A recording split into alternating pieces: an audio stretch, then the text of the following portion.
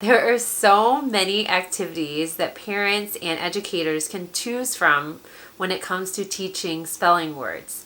I've been there scrolling through Pinterest for days trying to come up with the perfect spelling activity. But have you ever wondered whether or not these activities actually work? Do these activities actually help the learners not only remember these words, but also retain them days after the spelling test is done? So today I'm going to go over how not to teach spelling words and the effective activities that you can do instead. When you think about spelling a word, it's an auditory skill first. You think of the spelling word in your head, and then you come up with the sounds needed in order to spell that word. So we need to focus on the phonemic awareness portion first. We need to focus on teaching to isolate and identify each sound. And a lot of times what we do instead is go straight to spelling the word. For example, dog, D-O-G. We say the letters, but we don't say the sounds. D-A-G.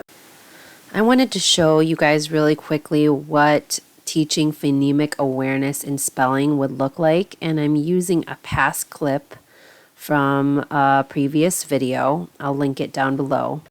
Basically, we start off with some sound boxes and some manipulatives. I'm using these fake coins, and I'm teaching our learners to isolate each sound so that they can hear each phoneme that is in the word. So for example, I have the word map here.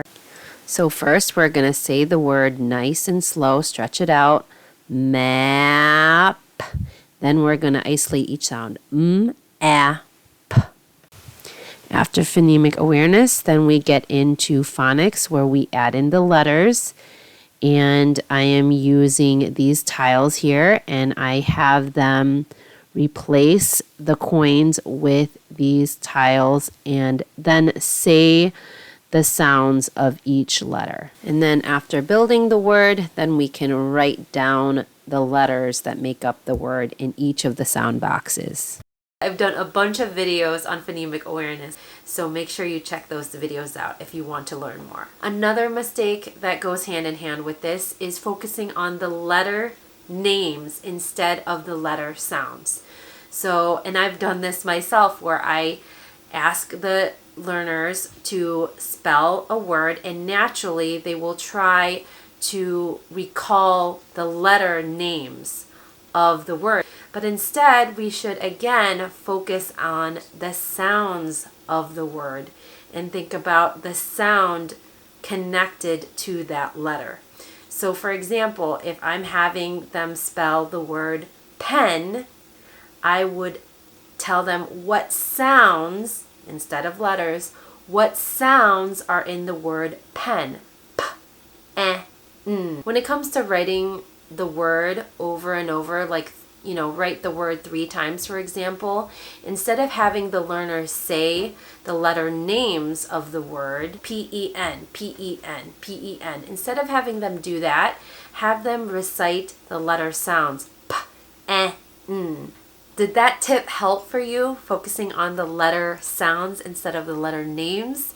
If so, make sure you give us a like so that this video can be spread to more people that are interested in helping their learners spell. Thank you so much. I really appreciate it. Having them learn a random set of words that don't have any phonemic pattern in it.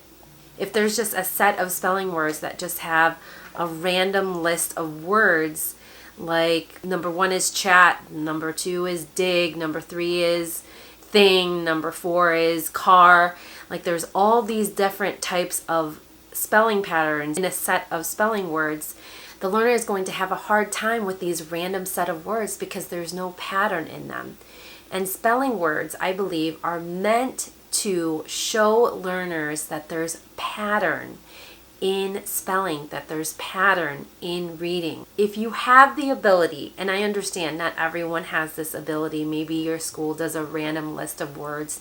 If you have the ability to choose, whether you're the educator or you're the homeschooling mom, to choose a set of words, make sure you focus on 1, maybe 2, but I would focus on 1 spelling pattern. Say, for example, 1 week you'll work on short A words, CVC, short A words. The next week you'll work on short I CVC words. If you're getting into digraphs, focus on one digraphs. All digraphs that have the TH sound, either in the beginning or the end. And if you are getting a list of words coming from school and they're just a jumbled list of words, I can definitely see that as being frustrating. Like, what do you do? Just talk to the teacher about it. I know as an educator, I appreciate parents coming up to me with their concerns, especially if the learner is having a really hard time remembering these multiple spelling patterns that they have to follow. Just express to the teacher that your child is having a really hard time following these spelling patterns, and see if you two can come up with a game plan that will help that learner become more successful. The next thing not to do is to pick irregular spelling patterns way too early. When it comes to phonics, skills build upon each other. Probably the most simple spelling pattern that you can start with is a vowel and a consonant.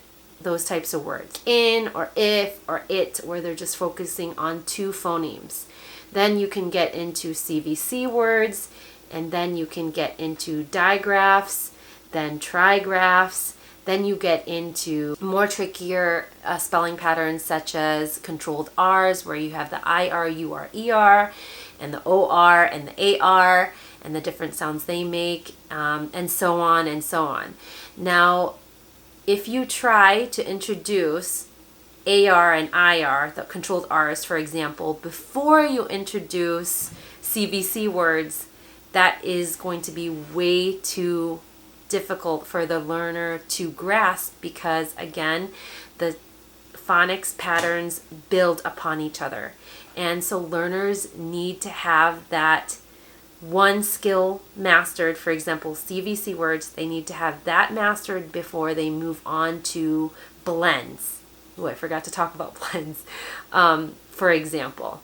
So make sure that if you do you're choosing curriculum or you're choosing the spelling words, that the order of spelling patterns that you're introducing makes sense. Another activity not to do is to just have your learners do paper and pencil work for spelling, and that's it. Just having them write the word over and over and over until their hands fall off. That is honestly the most ineffective way to teach spelling, and also I feel like that it would bore them to death. Like, spelling is so much fun. It can be so much fun if you add in the right type of multisensory resources and activities, and you don't have to spend an arm and a leg for it either. You can use things around your house or in your classroom that just makes it more fun than just paper to pencil. You could start off pretty simply as taking a piece of paper and putting it in one of those clear sheets and then having them use an Expo marker. Like, that does wonders. You can get a baking tray and put sand on it, have them write the sounds out. Remember, have them say the letter sounds instead of the letter names as they're doing it. You can have them tap out the sounds with their bodies. You can use these little poppers to have them pop out each sound. I've even seen activities where the teacher writes down the word with an Expo marker like this and has them touch each sound and say each sound as they're popping. You can take sandpaper and you can have them trace out the letters. So for example, if they're tracing dog, they can go D, A, G. You can even get these little cubes, or you can get blanks and write the letters on and connect the letters together and have them sound out the word. When it comes to spelling tests, I am not really convinced that spelling tests are an effective way to help learners spell words on a consistent basis long after the spelling test is over. I've had instances where I have the learners learn, my students in the classroom, I'll have them practice a set of spelling words and they'll memorize it all week. Friday's the test. They do great. They get 100% or whatever. And then the next week, I see in their journal writing, in their phonetic invented spelling, that they did not retain that skill. They're not applying it to their natural writing skills.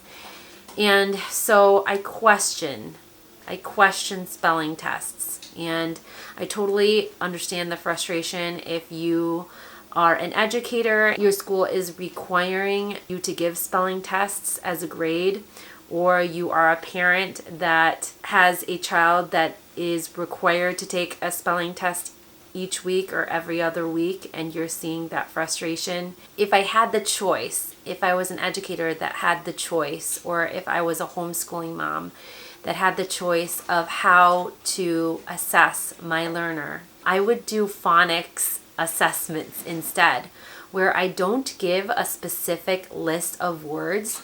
Instead, I pick a spelling pattern. I check to see if that learner retains it in their writing. So for example, we're teaching the TH sound. We do all kinds of interactive, fun, multisensory activities throughout the week with words that follow that digraph TH.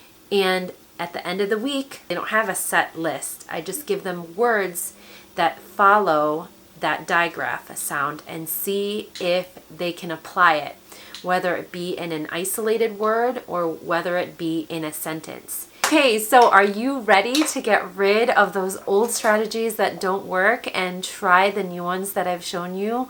Comment down below. I'm ready. I'd love to hear that you are. Now that you know what not to do, here is a video of how I teach spelling to learners throughout the week. I'll see you there. Bye. Here is a sample video of how I teach Here is a video. Logan. $9. Here is a video. Logan.